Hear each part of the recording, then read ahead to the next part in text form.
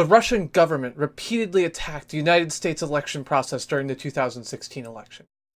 It is continuing to use cyber warfare tools to attack critical infrastructure in the United States. The Russian government is not our friend. Anyone who tries to minimize or otherwise ignore the massive evidence of Russian government involvement in the 2016 election cycle is actively supporting a government that is acting directly contrary to the interests of the United States. And supporting that narrative is supporting a hostile adversary in their ongoing attempts to brainwash and control the American people. I'm the Chris who plays games, and this is your CPG rant of the evening. Jill Stein this past week decried the efforts of the Democrats to blame the loss in the election on Russian interference as a conspiracy theory. The position is ludicrous. There is massive public evidence that malicious Russian actors repeatedly attacked the computer systems of election-based officials in an obvious attempt to influence the results of the 2016 election.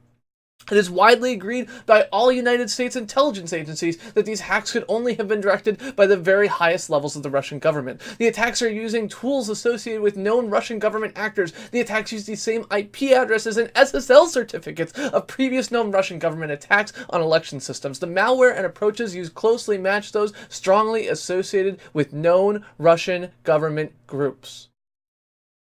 The attacks included computer system invasions of the DNC, spear phishing attacks on companies manufacturing voting machines, and more. Russia intentionally interfered in the 2016 United States election, period. Yet even in the face of these facts, we get whataboutism and horseshit defenses about the contents of leaked emails, as if we should allow foreign adversaries into our computer systems so long as they promise to be good guys in what they release.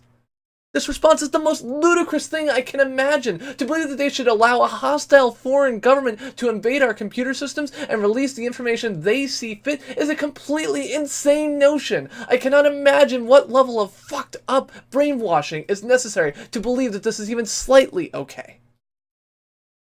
Putin is the head of a regime that jails dissidents, murders its opposition, and was born out of an organization of which nightmares were made. His government is based on the ideological position which has long-standing political objectives of turning Moscow into the Third Rome and an ideology of containing the United States. This is a country which murders journalists who write negatively about it. 3 journalists writing negatively about the Kremlin have died in 2000 under suspicious circumstances in 2017 alone.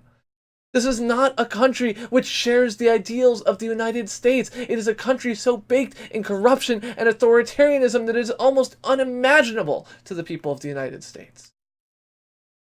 But don't just listen to me. Listen to our officials elected to intelligence committees designed to ensure the United States is protected from foreign adversaries. Russia is not our friend, and to treat Putin as a friend and ally is wrong. I don't look at him as a friend, I don't look at Russia that way, and I'm very skeptical of what they're doing, their intentions, said Joe Manchin, a member of the Senate Intelligence Community. When you live in a world where you have every intelligence agency in our country explaining to you that Russians intentionally attacked our electoral process, when you have strong public technical evidence tying these attacks to Russia, when you have a consistent narrative of Russia perpetrating ongoing attacks on our critical infrastructure and a consistent pattern of attacks on the United States going back decades, and an ideological enemy of the country whose goal is to contain the United States, why do you in any way question that narrative? Information is not limited, and it's not new. Thomas Rid, a professor at King's College in London, provided compelling evidence of hacks being driven by the Russian government. He discovered identical command and control addresses hard-coded into the DNC malware that was also found on malware used to hack the German parliament in 2015. According to German security officials, the malware originated from Russian military intelligence. An identical SSL certificate was also found in both breaches. According to The Intercept, based on information leaked from the NSA, which got the leaker tossed in jail where she still is now awaiting trial, Russian military intelligence executed a cyber attack on at least one U.S. voting software supplier and sent spear phishing emails to more than 100 local election officials just days before this last November's presidential election. According to the report, Russian General Staff main intelligence directorate actors executed cyber espionage operations against a named U.S. company in August 2016, evidently to obtain information on elections-related software and hardware solutions. They used the data obtained from that operation to launch a voter registration-themed spear phishing campaign targeting U.S. local government organizations. In other reports, we hear that intelligence agencies and cybersecurity community today agree unanimously that Russian government attackers stole and leaked documents from a series of Democratic targets in 2016.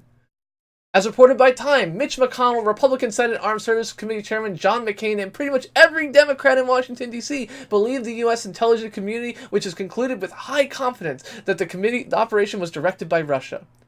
Trump himself admitted, based on the access to the best intelligence information available on this topic in the world, as far as hacking, I think it was Russia.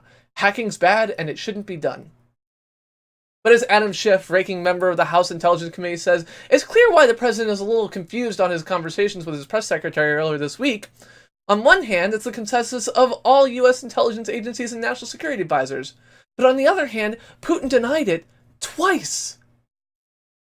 Russia is not our friend. It was not our friend when it was the USSR. And while it's nice that we're no longer on a hair-trigger button to blow up the entire goddamn planet, they're not our friend now. They are a government which survives via authoritarian kleptocracy. It is a government that murders journalists who report things with which they do not agree. It is a government that survives via corruption and the abuse of the people in that country. For someone with as much political clout as Jill Stein, who received millions of dollars of donations for election recounts as a result of playing off a narrative of Russian hacking of the election, to call the Russian interference in our election a conspiracy theory is so flagrantly ignorant of the reality that it can be nothing other than intentional enemy action. Jill Stein is intentionally acting against the best interests of the American people for political gain. But Jill Stein has reason to do that. She received more donations in a week from playing off of such a narrative earlier this year than she did in her entire election campaign. She's following the money and has no principled position in this fight at all. Her goal is to maximize attention. If she does it by throwing the American people under the bus, so be it.